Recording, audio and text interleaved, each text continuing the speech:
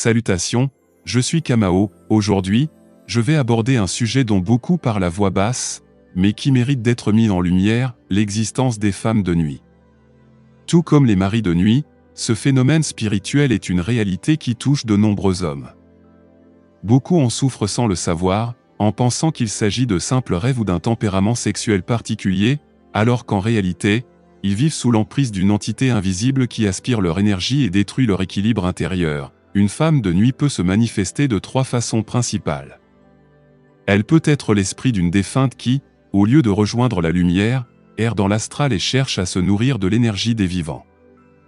Elle peut aussi être une entité ancienne, non humaine, existant depuis des millénaires et se nourrissant spécifiquement de l'énergie sexuelle masculine.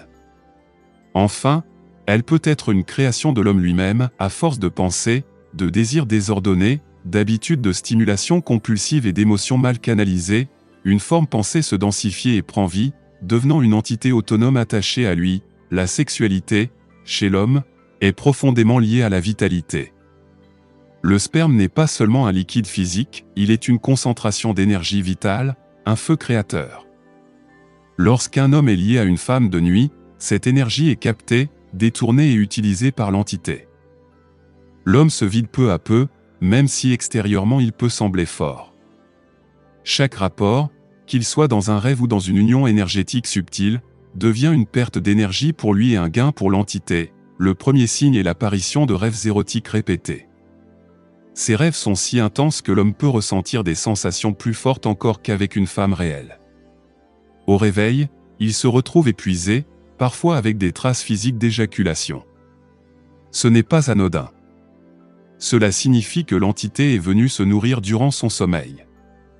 Plus ces rêves sont fréquents, plus le lien est fort. Un autre signe est la difficulté à maintenir une relation stable avec une femme réelle. Même quand il rencontre une partenaire qu'il aime et le respecte, des blocages surviennent. La femme de nuit, jalouse, sème la discorde. Elle provoque des disputes, elle nourrit la froideur, elle installe la distance.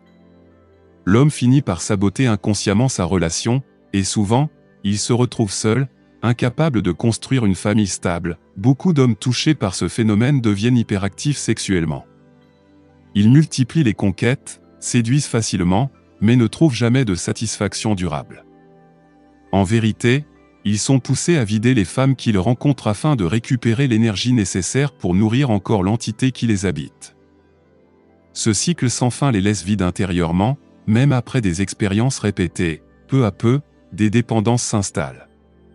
Certains se réfugient dans l'alcool, la cigarette, les sorties nocturnes, ou d'autres comportements compulsifs.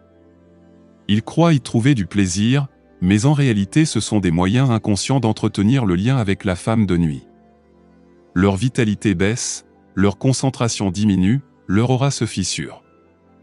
Dans certains cas, leur carrière ou leur projet commence à stagner malgré leurs efforts, car une partie de leur énergie vitale est constamment détournée. Avec le temps, ils s'éloignent de leurs proches.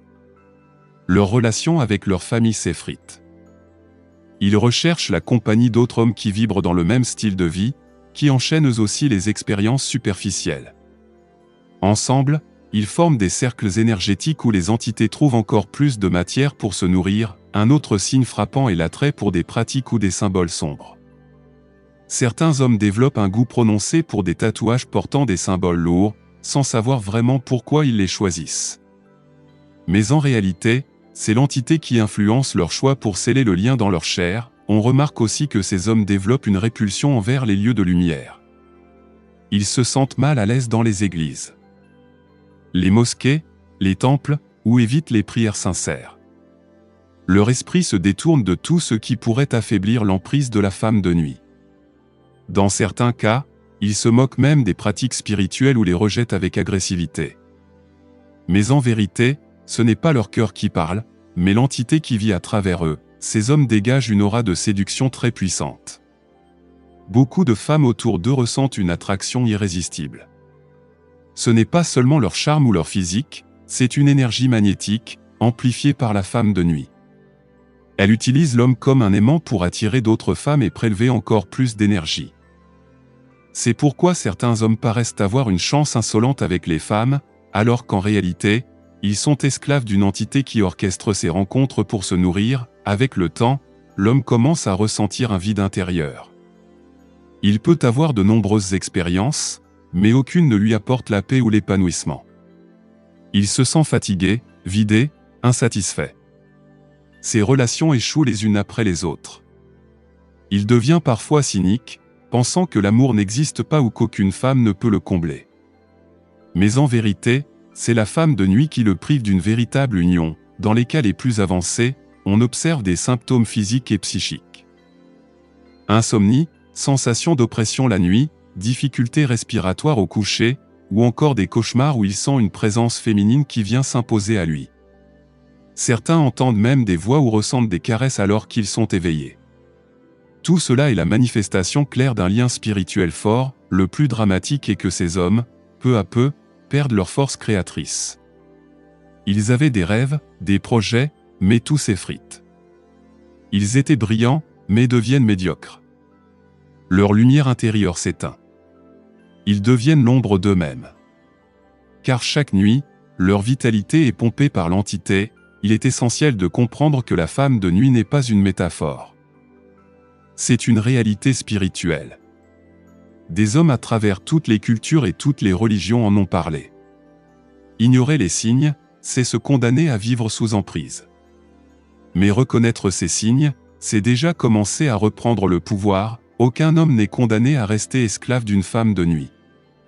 La lumière est plus forte que l'ombre. Mais la première clé, c'est la connaissance. Celui qui sait ouvre déjà une porte vers sa libération.